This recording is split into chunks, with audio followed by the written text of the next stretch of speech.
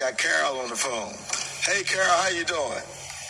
I'm well. How are you, sir? Doing great, man. Look. Awesome. Well, I called to talk about Donald Trump a little bit. Go ahead. I heard you guys earlier talking about how Republicans seem to be scared of him, especially in Florida. Mm-hmm. And I wanted to point out that no one's talking about Epstein anymore. Okay. Trump was president when Epstein was taken in. Okay. Trump likely had access to that video data. Epstein famously video recorded people in sex acts. Right. And we know that, the prosecution of all this initially was down in Florida. The prosecutor that gave Epstein that sweetheart deal was Acosta, who was the first labor secretary for Donald Trump. Right. And the man that gave Jeffrey Epstein his first professional start in business at Dalton School, teaching the children of affluent people in our population, was the father of William Barr, who became Trump's second attorney general. Really? And so I just think that folks should be talking about the fact that Epstein died under Trump's purview, and that there's a 30-minute video out there by some girl talking about Donald Trump raping her when she was 13 years old. I just think folks should be talking about it more. And you're telling us things at least I didn't know. I didn't see the Epstein bar. Play on words. I didn't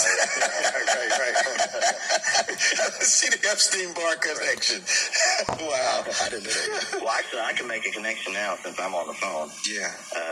Today is day 1,195 of my prosecution here in Wayne County, Illinois, for asking cops in Walmart to put masks on. Put a mask on. I kid you not. And they wouldn't do it? They just can't play a video in this courtroom over here. They wouldn't put them on? Right, yeah. And an officer invaded my vehicle, and then the officer claimed to the grand jury that I ran him over with my car. Oh, wow. And so it's still ongoing because they're retiring the officer next month, and they're trying to do it like before they deal with my case. Absolutely. So year number 4. Absolutely. And that ought to give you some encouragement, because if they're trying to get rid of him before the case, that means they think they're in peril of not winning. Oh yeah, no. The thing is I know I'm the winner. Like I know I was the winner from the beginning. Right. I mean, like I said, this officer literally invaded my vehicle in response to like 4 times before he opens my car door. I say the word 6 feet. Give me that 6 feet. Wow. And he chose to invade my vehicle instead of stepping back a few feet to start the conversation. Wow. What were they pulling you over for? They weren't pulling me over. Okay, so May the 1st of 2020, Governor Pritzker here in Illinois enacted the mandate saying that everybody had to wear the masks in public spaces and offer distance where they could. Okay, well, here in Wayne County, this is a conservative stronghold, voted like 88% for Trump, I think. Okay. And they were making jokes about it. Cops were online on Facebook making jokes about it.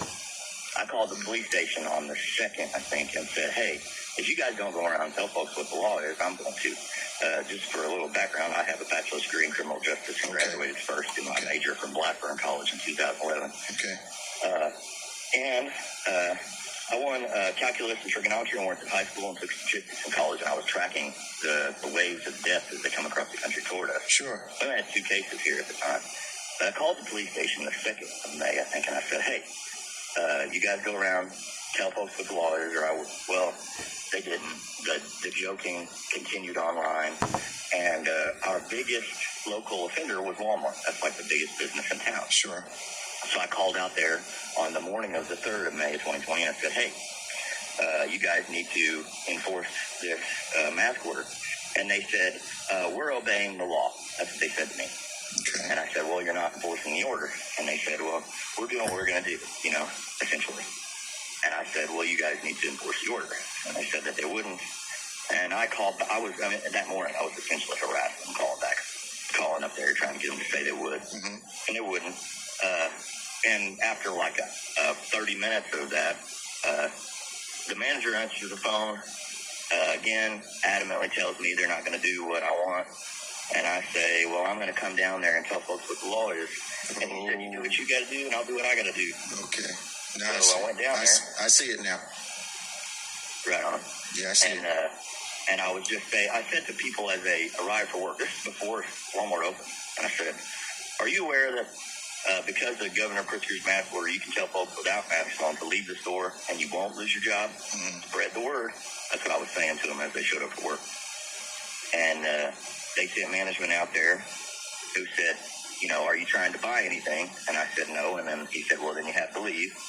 And I said no, because they weren't enforcing that order. And he said, well, I'm going to call the police. And I said, thanks for doing my job for me. And the cops show up and interact maskless with this guy back and forth.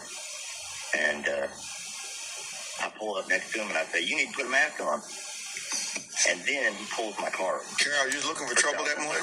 Hey, Carol, were you looking for trouble that morning? Did you wake up feeling feisty that morning, man? You know what? My dad and my grandma are dead from respiratory distress. Right. 2022. Yeah. And I don't think there's any way I could have known, but maybe my soul knew. And I think that it was a valid protest. I say it on the video. This is a valid protest. Right. But they arrest me and they put me in the jail. And in the jail, there's a video of me in there telling them that if they just set a fine, that they'll get compliance. But when is your court date? Okay, so court date number 32 is on the 5th of next month. We certainly will pray for you, man. We run out of time, Carol. Thank you for calling. It's your first time calling, isn't it? Thank you for giving me this much time. I really appreciate you all. God bless you now. Talk to you soon. Care. Bye-bye. Bye-bye. Well, this has been On Point. We want you to join